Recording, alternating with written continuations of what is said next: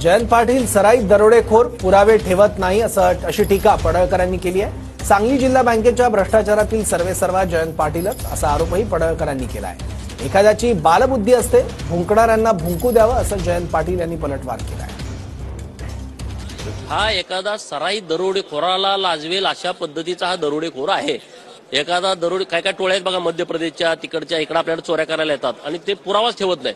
हा जयंत पाटील त्यातली अवलाद आहे, पुरावाच काय ठेवत नाही आणि असं बोलतो गोड गोड गोड गोड गोड गोड, दिसायला जरा स्मार्ट असल्यामुळं आणि तो कुठं फॉरेनला शिकून आलाय, फॉरेन रिटर्न अमुक तमुक हे जरा वातावरण तयार केलंय।